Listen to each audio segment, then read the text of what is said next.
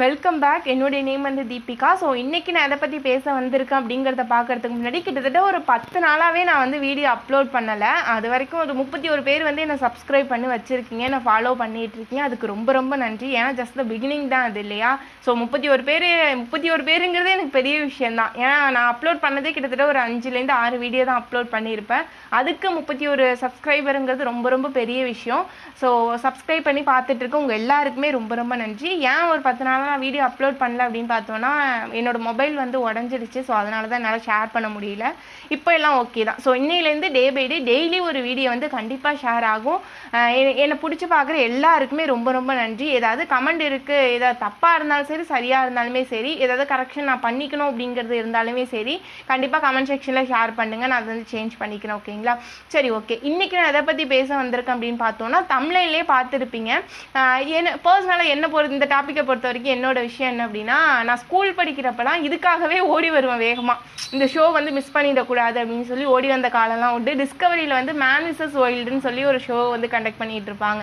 அதில் யார் நடிச்சிருப்பாங்க அப்படின்னு பார்த்தோன்னா, பியர் கிரில்ஸ் அப்படிங்கிற ஒரு பர்சன் வந்து நடிச்சிருப்பாரு.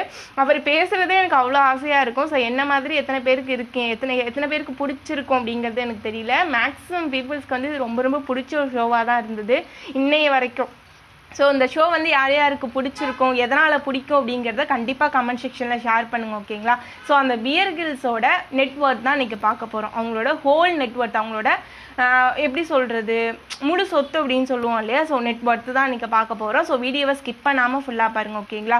So who is Bear Grylls அப்படின்னு பார்த்தோன்னா, பியர் கிரில்ஸை பொறுத்த வரைக்கும் அவர் வந்து லண்டனில் தான் பிறந்திருக்காரு. எப்போ அப்படின்னு பார்த்தோன்னா 1974 ஜூன் 7 லண்டனில், இங்கிலாந்து லண்டனில் தான் பிறந்திருக்காரு. அதுக்கப்புறம் அவரோட லைஃப் வந்து நிறைய விஷயம் நம்மளை பொறுத்த வரைக்கும் பியர் கிரில்ஸ் வந்து மேன் விசஸ் வைல்டில் நடிச்சிருக்காரு அப்படிங்கிறது தெரியும். ஆனால் அதுக்கப்புறம் அவர்லாம் என்னெல்லாம் பண்ணியிருக்காரு அப்படின்னு பார்த்தோம் அப்படின்னா, அவர் மிகப்பெரிய ரைட்டர். ஓகேங்களா? ரைட்டர், டேரக்டர், அது மட்டும் இல்லாமல் மிகப்பெரிய பிஸ்னஸ் மேன். ஸோ இவ்வளோ ஸ்கில்ஸ் வந்து அவருக்கு இருக்குது. இது மட்டும் இல்லாமல் இமயமலையில் வந்து எல்லாரும் யாத்திரை போவாங்க இல்லையா, இமயமலையை வந்து நடந்து போவாங்க.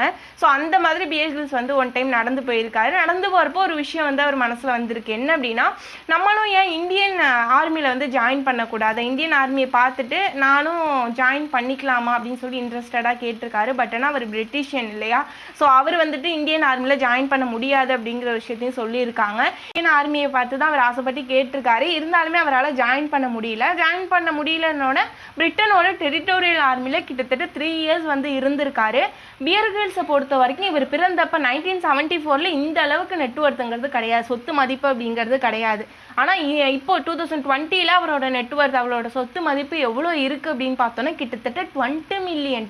நம்மளோட இந்தியன் ருப்பிக்கு எவ்வளோ அப்படின்னு பார்த்தோன்னா 1,67,30,69,000. ஸோ இந்த அளவுக்கு மிகப்பெரிய க்ரோத் வந்து நடந்திருக்கு அவரோட இன்கம்மை பொறுத்த வரைக்கும். இதெல்லாம் எதனால் அப்படி நடந்திருக்குன்னா, அவர் சும்மா வீட்டில் உட்காந்துருந்தார் அப்படின்னா இந்த அளவுக்கான அவரோட ஃபினான்ஷியல் வந்து மாறி இருக்க சான்சஸே இல்லை. பிகாஸ் அவர் ஒரே ஒரு வேலையை மட்டும் பார்க்கல இல்லையா.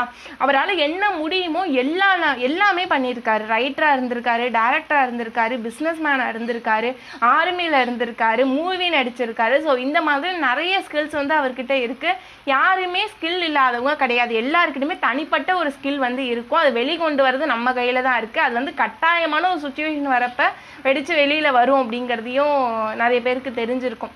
ஏன் அப்படின்னா, கோவமே படாத ஒரு பர்சன் கூட அவங்களோட எமோஷனலை வந்து டச் பண்ணிட்டாங்கன்னு வச்சுக்கோங்களேன், கண்டிப்பாக கோவம் வரும். அது வந்து ரியாலிட்டியான ஒரு விஷயம் இல்லையா. ஸோ எல்லாருக்குமே தனிப்பட்ட ஸ்கில்ஸுங்கிறது இருக்கும். அதை வந்து வளர்த்துக்கிட்டோம் அப்படின்னாலே நம்ம லைஃப்பை வந்து மிகப்பெரிய லெவலில் எடுத்துகிட்டு போகலாம் அப்படிங்கிறது தான் என்னுடைய தாட். ஸோ இந்த வீடியோ பற்றின கமெண்ட் செக்ஷனில் ஷேர் பண்ணுங்கள். நெக்ஸ்ட் ஏதாவது டாபிக் பேசணும் அப்படிங்கிறதா கூட உங்களோட ஒப்பீனியனை கண்டிப்பாக ஷேர் பண்ணுங்கள். நான் கண்டிப்பாக பேசுகிறேன். ஓகேங்களா? Thank you so much.